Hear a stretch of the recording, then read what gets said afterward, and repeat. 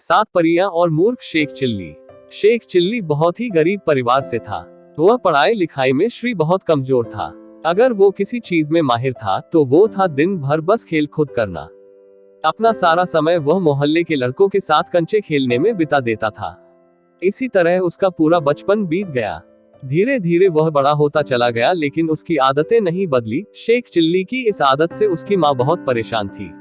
वह चाहती थी शेख चिल्ली अब बड़ा हो गया है तो उसे कुछ काम धंधा करना चाहिए ताकि घर की हालत सुधर सके।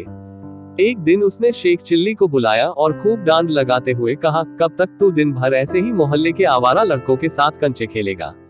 अब तो तू बड़ा ही गया है और हट्टा कट्टा भी है, तो तू कोई नौकरी क्यों नहीं करता है?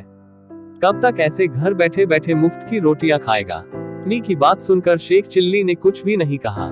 वह चुपचाप उनके आदेशों का पालन करते हुए अगले दिन नौकरी की तलाश में दूसरे के लिए निकल पड़ा। शेख चिल्ली की मां ने उसके थैले में रास्ते के लिए 7 रोटियां बांध दी। इसके बाद शेख चिल्ली आगे की ओर निकल पड़ा। शेख चिल्ली ने आधा ही रास्ता तय किया था कि उसे भूख लग गई। वह एक कुएं के पास उतरा और अपने थैले से रोटियां निकालकर खाने के लिए बैठ गया। माँ की ट्री हुई 7 रोटियों को देखकर वह कहने लगा, 1 खाऊं, 2 खाऊं, 3 खाऊं कि 7 को खा ली। संयोग से उसी कुएं में 7 परियां भी रहती थी। शेख चिल्ली की खाने वाली बात सुनकर वे शबुरा गई।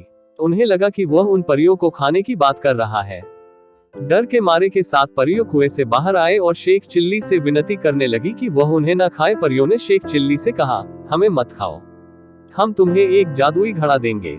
उस घड़े से तुम जो भी मुराद मांगोगे वह पूरी हो जाएगी। शेख चिल्ली ने परियों से जादुई घड़ा लिया और फिर वापस अपने घर आ गया। घर पहुंचकर उसने अपनी माँ को परियों वाली बात बताई। भी यह सब सुनकर हैरान थी। उसने सोचा क्यों न परियों द्वारा दिए गए जादुई घड़े को आजमा कर देखा जाए। माँ ने घड़े से ढेर सारे पकवान की इच्छा मांगी। इतना कहते ही उनके सामने तरह तरह के पकवान थालियों में सज गए।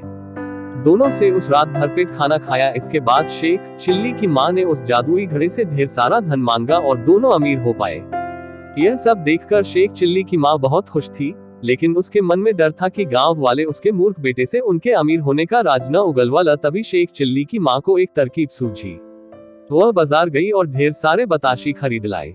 फिर घर के ऊपर पर चढ़कर उनकी बारिश करने लगी। ऊपर से बताशे की बरसात देखकर शेख चिल्ली खूब खुश हुआ। उसे लगा ऐसा उस पड़े की वजह से हो रहा है। उसने ढेर सारे बताशी खाए। अमीर बनने के बाद शेख चिल्ली व उसकी माँ के रहने के तौर तरीके भी बदल गए, जिसे कुछ ही दिनों में गांव के लोगों ने भांप भी लिया। गांव के लोग सोचने लगे कि अचानक ये इतने अमीर कैसे हो गए। गांव के कुछ लोग शेख चिल्ली की माँ के पास गए और पूछने लगे, आखिर उन लोगों के पास इतने सारे धन कहाँ से आए। गांव वाले की बात सुनकर शेख चिल्ली माँ ने कुछ नहीं बताया, तो उन्होंने सोचा कि चलो सीधा मूर्ख शेख चिल्ली से ही पूछ लिया जाए। एक दिन मौका मिलते ही गांव के लोगों ने शेख चिल्ली की या और उससे पूछा कि आजकल तुम्हारे रंग ढंग कैसे बदल पाए, बुलाया है। इस पर शेख चिल्ली ने उन्हें परी और जादुई घड़े वाली सारी बात बता दी। शेख चिल्ली की बात सुनकर पांव वाले उसके घर पर पाए और जादुई घड़ा दिखाने के लिए कहने लगे। इस पर शेख चिल्ली की माँ ने कहा कि उनके पास ऐसा कोई बड़ा नहीं है। माँ ने कहा, तुम लोग तो जानते ही हो कि मेरा बेटा मूर्ख है, यह तो दिन में भी सपने देखता है। यह सुनकर शेख चिल्ली ने जोर देते हुए कहा, माँ पादू करो, मैंने तुम्हें ही वो जादुई घड़ा दिया था, क्या तुम भूल गई? उसी बड़े से तो हमने रात में ढेर सारे पकवान खाए थे और फिर हमारी छप्पर से बताशी की बारिश भी तो हुई थी। यह सुनकर उसकी माँ ने हंसते हुए कहा, लो अब बताओ कोई, भला छप्पर से भी कहीं बताशी की बारिश होती है। अब गांव वालों को भी शेख चिल्ली की माँ की बातों पर यकीन ही गया था। उन्हीं ने मान लिया कि शेख चिल्ली ने कोई सपना देखा होगा और उन्हें कोई मनगढ़ंत कहानी सुना रहा होगा और सभी अपने अपने घर वापस चले। पापा कहानी से सीख, मूर्ख लोगों की सच बात पर भी कोई यकीन नहीं करता है, इसलिए उम्र व जरूरत के अनुसार खुद की कमियों को दूर करना चाहिए और होशियारी का हुनर सीखना चाहिए।